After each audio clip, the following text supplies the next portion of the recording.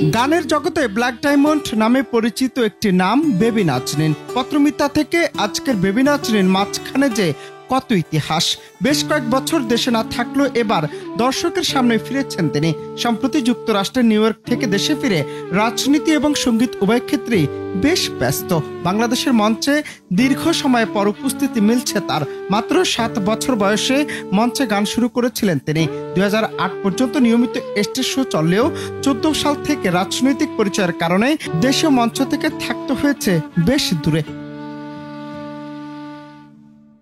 গানের হাতেখড়ি পেয়েছেন বাবা মনসুর সরকারের কাছ থেকে। 1980 সালের প্রথম সিনেমার গান গেয়েছেন এবং 1987 সালের প্রথম অ্যালবাম পত্রমিতা প্রকাশিত হয়। এরপর নিঃশব্দ সুর, কাল সারা রাত, প্রেম করিলেও তাই, দু চোখে ঘুম আসে না সহ বহু অ্যালবাম ও গান বাংলাদেশের শ্রোতাপ্রিয় হয়ে ওঠে। তার গাওয়া ওই রংধনু থেকে দু চোখে ঘুম আসে না, তোমাকে দেখার পর মানুষ নিষ্পাপ পৃথিবীতে আসে, এ ধরনের গান আজও মানুষের মুখে মুখে।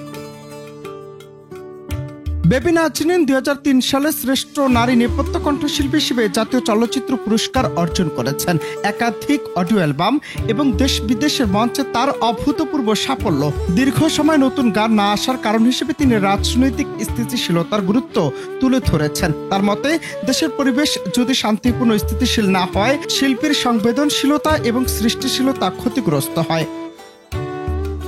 দেশের সংস্কৃতিতে রাজনীতির প্রভাব নিয়ে তিনি স্পষ্ট বক্তব্য দিয়েছেন। বেবি নাজনীন মনে করেন, শিল্পীর স্থান শিল্পক্ষেত্রেই, রাজনীতির স্থান রাজনীতিতে। কোনো শিল্পীকে রাজনৈতিক প্রভাব দিয়ে মূল্যায়ন করা উচিত নয়। দেশের প্রতিভাবান শিল্পীদের অবহেলা না করে তাদের স্বাধীনভাবে কাজ করার সুযোগ দেওয়া হলে সংস্কৃতির বিকাশ সম্ভব। এই বার্তা দিয়ে তিনি নতুন প্রজন্মের শিল্পীদেরকেও পরামর্শ দিয়েছেন।